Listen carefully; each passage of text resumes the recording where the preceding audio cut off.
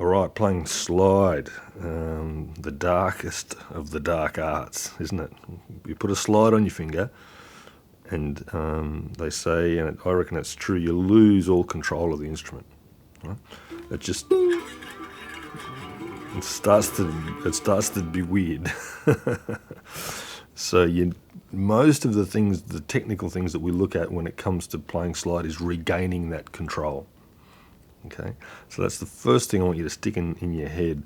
It's like you got a tiger by the tail, and you're trying to tame the tiger because it's just getting away from you.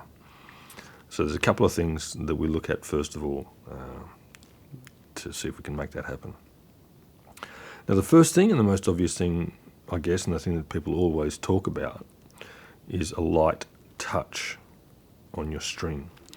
When you fret down on the guitar like that, you press the string down onto the fretboard, and the fret there acts to sort of limit the length of the string, and that's where you get the different note. Right? You don't want to do that with a slide. You're not pressing down now. The direction of your slide is not into the fretboard like it is with your fingers. It's up and down the length of the string. It's perpendicular to that direction. It couldn't be more different. So that's the first thing to consider, right? A light touch, and we'll do a lot of work on how to get that.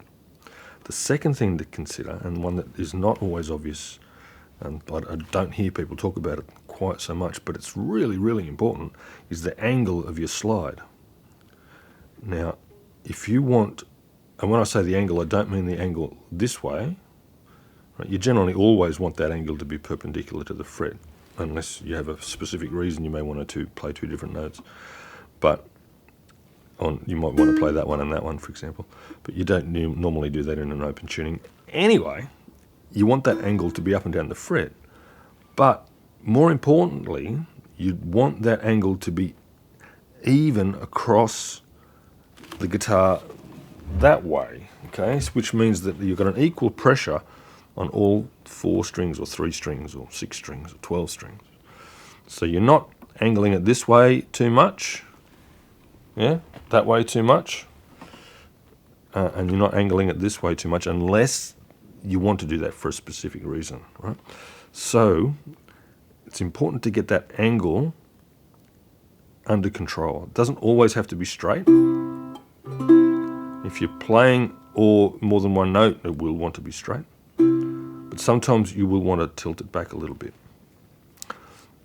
Now I'm playing this guitar here unplugged so that you can hear all the little bumps and crooks and crannies and nicks and knacks. If it was coming out of the pickup, you wouldn't be able to pick them up so well, right? Because one of the things that beginner slide players particularly tend to do is bump and rattle and make noises that you may not necessarily want to hear.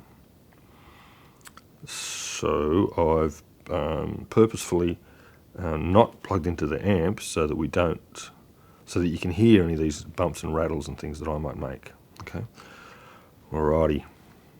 2 things: lightness of touch and the angle on your slide. To the lightness of touch. Now, the basic approach that I take to getting a slide on my finger is that I think of all 4 fingers as one unit, right? So if you take your slide away and just bring all your fingers down together onto the string so that they all touch the strings at the same time, okay? Now, if you've got your slide on your 3rd finger, then that little finger there, you can just do it with those 3. But it doesn't really matter. It's the same sort of idea. Now, this is one of the reasons that I like to have my slide on my little finger, because I get that whole hand much more relaxed onto the fretboard, onto the strings, okay? So what that does is it means that when you come down onto the strings, I beg your pardon, these fingers are not separate to your slide finger. They all sort of come down together. Take your slide off again. This time, instead of bringing them all down, I want you to sort of come down with your 1st finger first and sort of roll it like that. Yeah? Now that's exaggerating. That's way too slow, right? What you really need is a much sort of faster, minuscule microseconds between that one and that one. But you do want to hit with these three fingers slightly before that finger. Now, I said before that they're all one unit, they all come down together. And that is what you want. You want your hand to sort of feel like that. But you do need to adjust that just a tiny little bit so that these fingers come, so it rolls and comes down first like that. Yeah? So your fingers come down like that. Now what that does, that means that before your slide hits the finger, you're muting the strings. So you're reducing any sort of impact type rattle on the string as your slide comes down, right? So the slide comes down first and then the string. Then the fingers come down first and then the slide. Okay, so it helps reduce that tension, that noise, that rattle. And it also gives you a much better gauge when you finally get that slide down as to how much pressure you need. You know with much more accuracy how much pressure you need to put on that slide because your fingers are already there. If you come down with that slide in space, you're not absolutely positive about when you're going to hit that string. But if your fingers come down just before it, you will be much more clear about when that slide's going to hit the string, and you'll be able to hit it with much less energy. Yeah. So again, all four fingers coming down together, and make them sort of roll a little bit like that. Your hand doesn't have to roll. That's obvious, right? It's more of a sort of, if you think it's going to happen like that, you'll get that tiny little bit of an effect, even if you're not trying to physically roll them. Okay. So the fingers come down just before the slide. Yeah? If you're sliding up to a note, which you are, say you're sliding up to that G note there, you come down just before it and slide up to the G. That'll really, really make a difference, this idea of using your whole hand to gauge the amount of pressure on the string rather than just the sliding finger. Yeah? Okay. Now, you'll notice that with this particular guitar, which is, like I said, not purpose-built for slide, the action's quite low. So I need that really light touch in order to not be banging around on the strings. The other thing that's important, a lot of your slide work is on this top string. Now you'll see on this guitar that string is quite a way up the fretboard this way, right? Often I've seen slide guitar players have someone sort of fix their nut for them so that this string heads south just a little bit. Now the reason for that is, with that distance there between the fret and the string, if I just tilt just back just a little bit, I'm bumping on to the fret.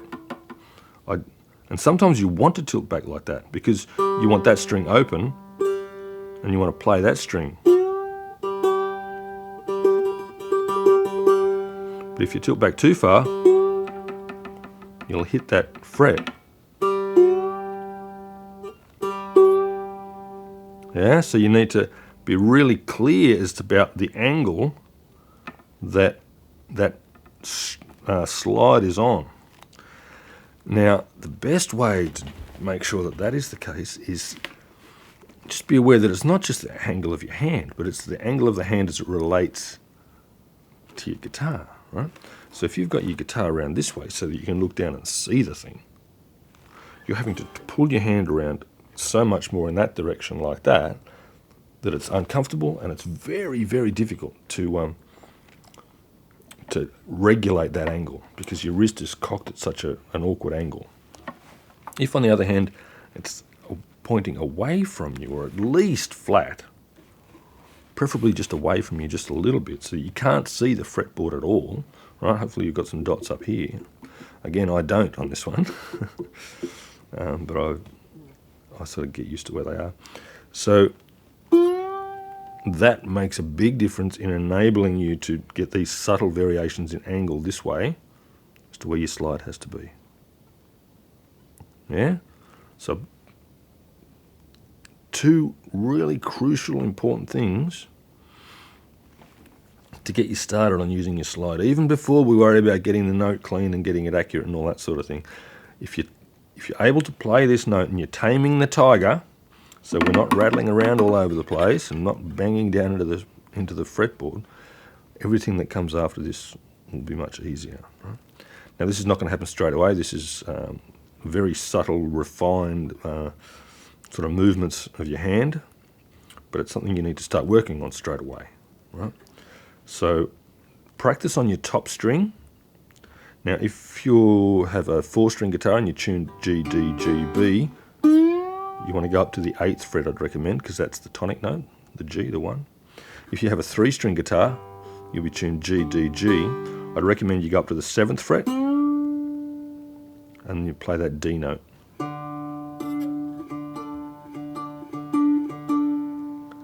Because you'll hear it more easily. Yeah?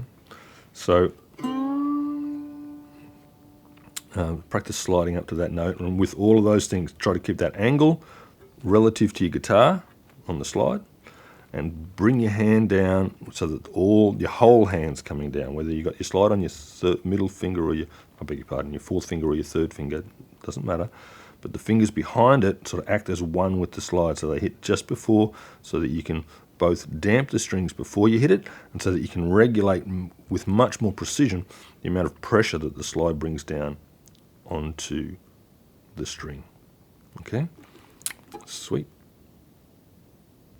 Okay, so to get your slide to your guitar, to get your hand to your guitar,